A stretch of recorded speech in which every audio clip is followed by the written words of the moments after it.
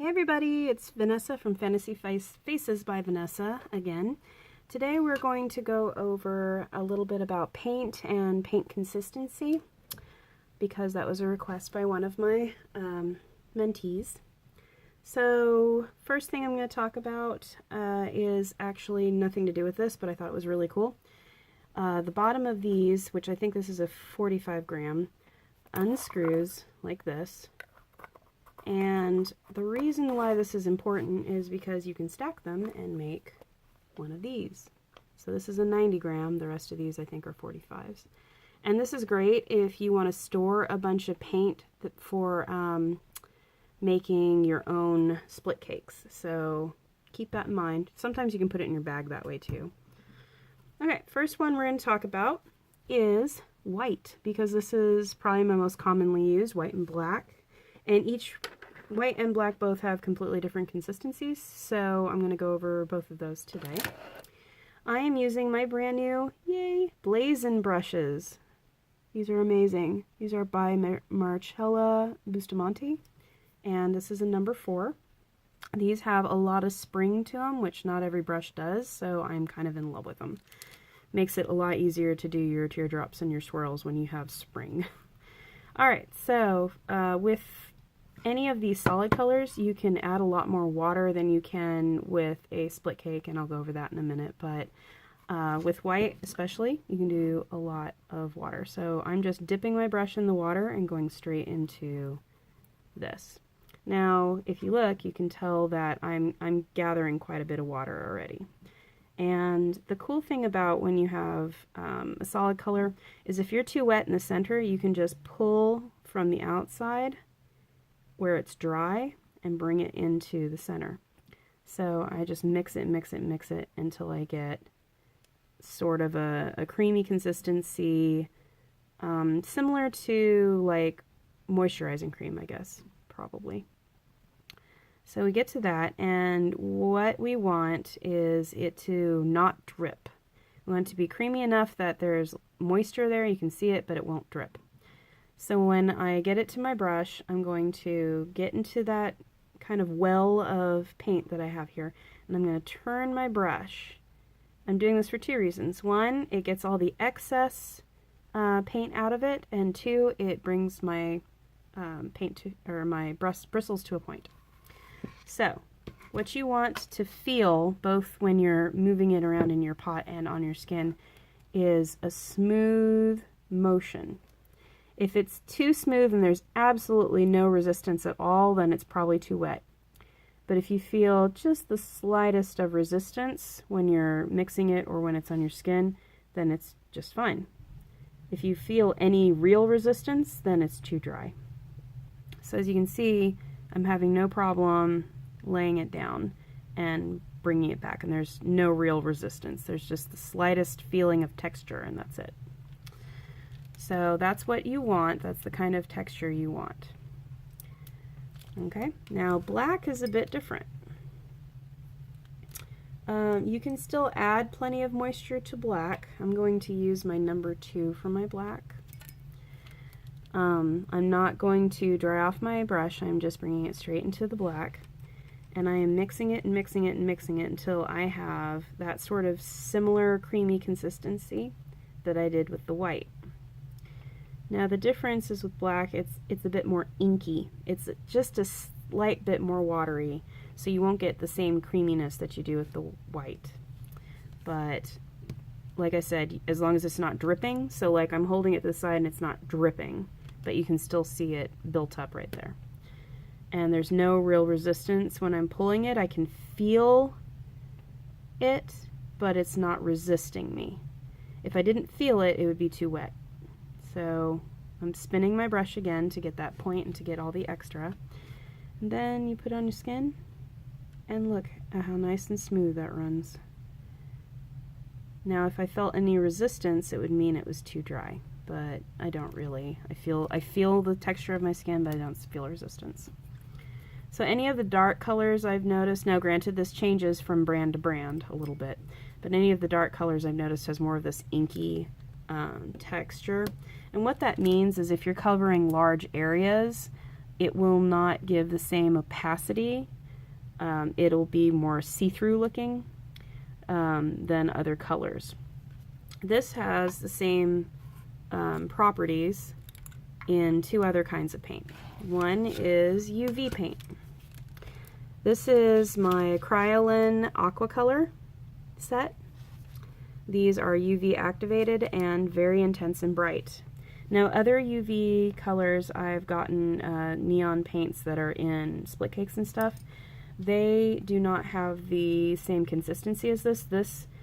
This particular paint is very creamy and thick compared to other ones I've seen. So again, since this is a solid and not mixed with a bunch of stuff, I can just mix it and mix it and mix it and mix it and mix it and see it's getting that creamy consistency. I don't know if you can see that. It's wet, it's glistening, it's kind of piling up in the center. That's how you can tell it's creamy, almost like frosting. And see how it's piled up right there in the center? And it's not dripping. So I'm going to spin my brush again. And you can see it's gliding on just fine, but neon colors are much thinner when they go on. The colors may seem more intense and pigmented, but you have to kind of layer them to get the opaque that you would get with white. You can see the undertone of the skin in it.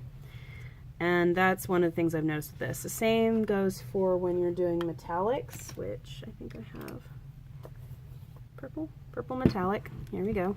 Isn't that pretty? A lot of times metallics will have the same issue. So here we are, just like anything else, we're getting it creamy. There we go. Get the excess off. And so when you're putting it on, now this one actually is a lot more opaque than some metallics I've seen.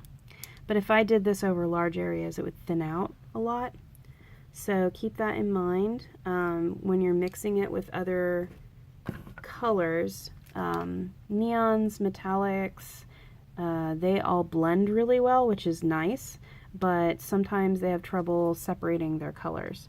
So when you build your own split cakes, like this one is a split cake that was made for me by my friend Esther Tilley of Silly Tilly Face Painting. Thank you, Esther. It was my birthday present this last year. When you mix your colors, you're going to want to have a normal solid color right next to your either neon or your metallic. So like this one, this is a neon pink. You can't tell right now because I've kind of used it, but it's got a solid white and a solid dark red right next to it. So I'm going to show you how to load a split cake, because you can't do the same thing that you did with the solids. You can't just mix it and mix it and mix it if it's too wet. It has to be dry, or at least not dry, but not wet. So I'll show you what I do. I dip into the water, and then I pull back on the side to get any extra off, and then I pat it down on my towel once, and that gives pretty much everything extra off. And then you're going to put it on there. I don't know if you can see, it's nice and shiny now. And then you just go back and forth and back and forth and back and forth. And this is gliding.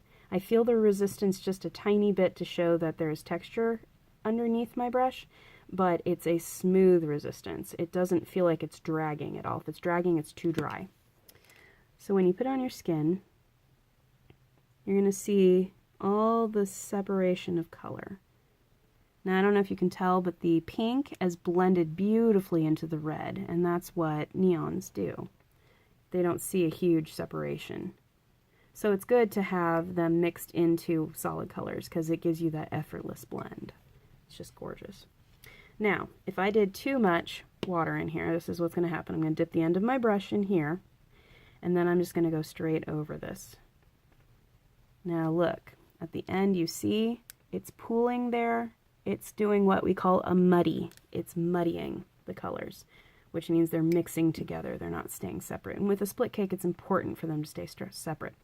Now, most of the time, if you don't go too crazy with the moisture, you can just dry off your brush and go right back in there and just do it several times until the paint is nice and creamy, and then it'll give you exactly what you want.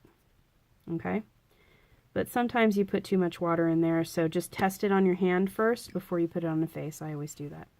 But say we've got it muddied. I'm going to show you what that does with the paint when you put it on someone. Here it is, muddy paint. I'm going to put it down. See, can you see the swirling of the paint? It's completely mixing the colors until they're swirling, and it's dripping. It's actually kind of dripping. You can see how this one right here is starting to go down. That is definitely what you don't want. You do not want that. So if you're that thick, remember, just dry off your brush and go back into it, and it should thicken right back up to where you want it. If it doesn't, then you're going to actually have to take a towel and wipe down. You just kind of where it's gathering the liquid, just do that and pat it, and it'll take all the extra liquid off. Okay, don't actually wipe it all. Alrighty, and I guess that's about it for consistencies. Just remember, too wet, you're not going to feel any resistance. Too dry, it's going to drag. So you just want to get creamy consistency. Go back and forth multiple times on a split cake. If it's too wet and starts to pool at the end, you just dry off your brush and go back in, or you pat it. And then with solid colors, you just mix from the dry areas until you have that consistency you want.